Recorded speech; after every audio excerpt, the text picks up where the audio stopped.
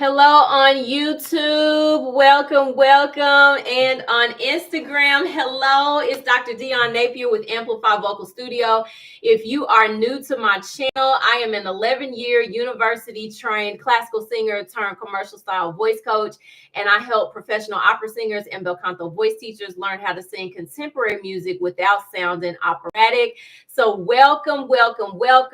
Okay, there's a little bit of a delay on Instagram. Okay, people are coming in now. Great. So what's up, guys? Today, I want to talk about Yale Quality and registration shifts. Because y'all, I get inspired to come on based on what's happening in my studio. And I've been getting different students kind of dealing with the same thing. So I just want to talk about it. So the first thing that I want to highlight is Yale Quality. So when I talk about Yale Quality, I'm talking about this M1 belt, right? This chest dominant belt, and not losing that Yale timbre or that Yale acoustic as you go up in your range. So scientifically, the belt range, regardless of voice type, is from G4 to C#5. And most of you all, especially classical ladies, when you start singing up there, you start to feel that air pressure build. Your natural tendency, I don't want to say natural, but your trained tendency is to flip into a lighter mechanism, but it loses the Yale quality. So to your listener, it's not exactly perceived as a belt. Now, there's some stuff you can do. You can twang it up and do some stuff that kind of gives the perception.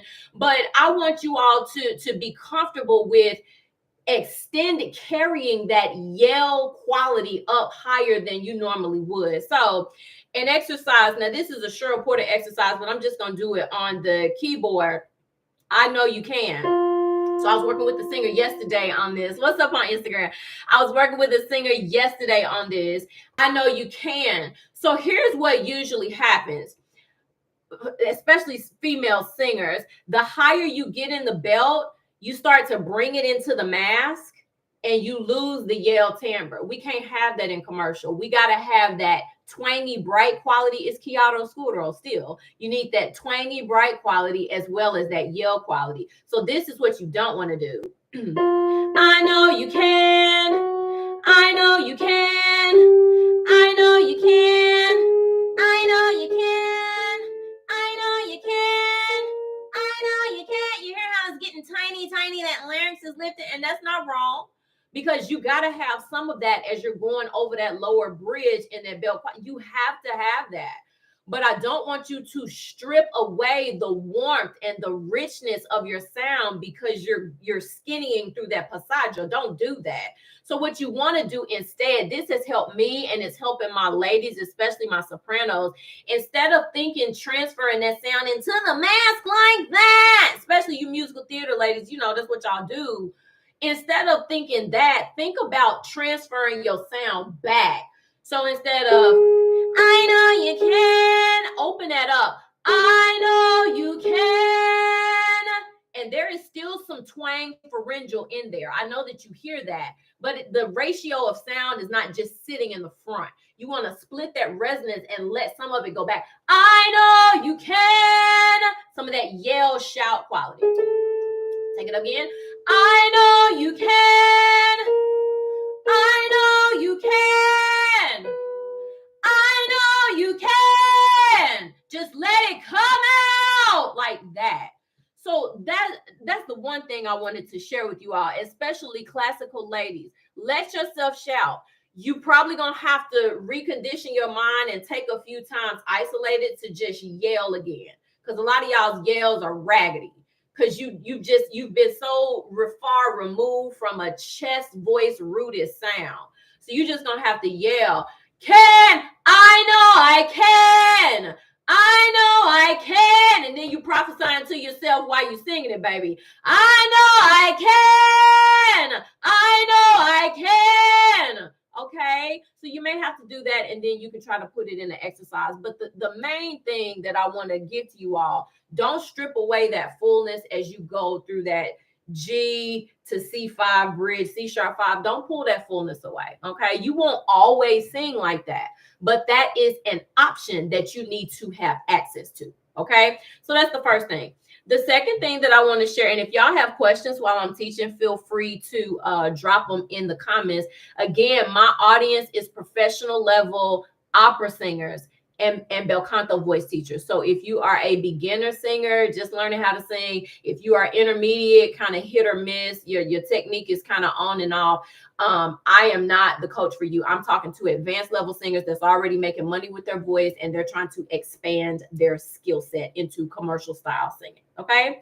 So the next topic is registration shifts. Okay. So what I mean is intentionally shifting out of more of a head voice quality into a chest voice quality.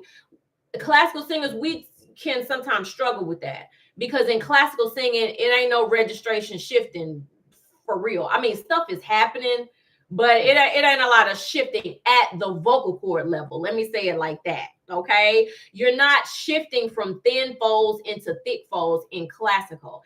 Everything is thin folds, even down into the chest voice.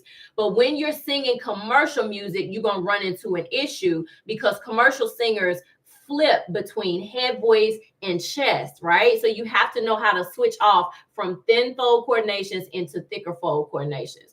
So an example from a song, I was just working on this with a student this morning, from Oceans, the song Oceans. Let me see. She's the song I will call.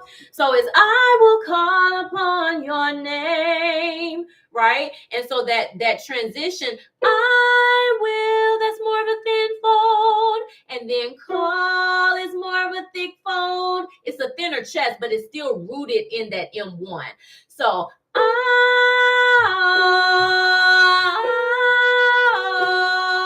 that's the coordination that you have to isolate and work on, classical singers, because you're going to want to do you're going to want to do something like that, bringing that head voice down. But you have to get control at the vocal cord level to be able to switch off from thin folds to thick folds. Okay. And so what I had this particular student to do, what I had this particular student to do was to take the lyrics in her song or take the vowels and work them in slides so she could get that control from thin to thick. So I will call,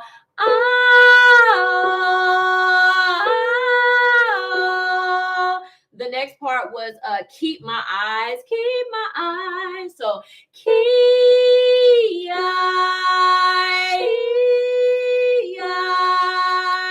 and you want to refine that coordination.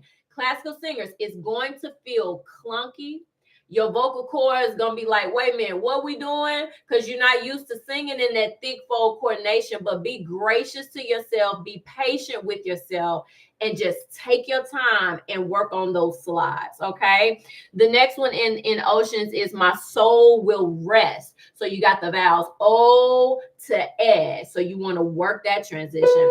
O,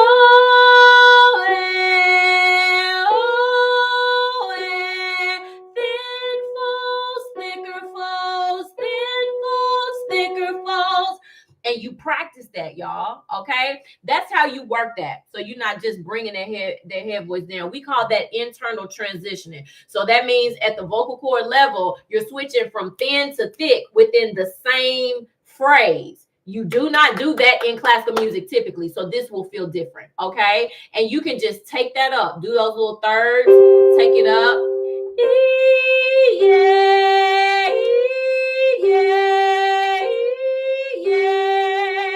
Whatever the words are in the song. And you can practice it on different vowels. Essentially, this is like practicing yodels. Just getting that larynx flexible as well. That's what you're doing. Okay. So again, let it be clunky. It ain't got to be perfect. Quit judging every sound that you're making. What you're doing is getting more control over your instrument. Okay. That's what you're doing. So don't criticize yourself. Just let yourself experience the process. Okay. That's all I had today. Any questions?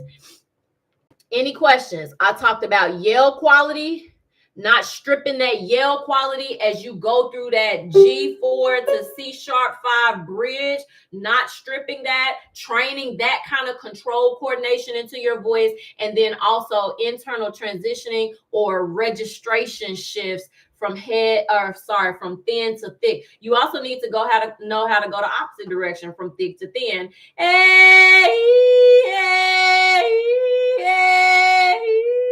You got to train your voice to do it that way too. Okay, any questions? Replay watchers, thank you. If you have questions, just put it in the chat or shoot me a DM. I'll be happy to answer whatever questions, or if you're getting hung up, whatever, you can message me. I'll be glad to help you. Okay, it looks like I just got observers on here today, so I'm glad y'all are here observing. I'm gonna hop off. Somebody said, awesome. Thank you for the technique. You're welcome, Daryl. Yeah, you're welcome. Okay. All right, it's 12:38. So I'm gonna hop. Y'all have a good day. I'll see you soon. Bye-bye.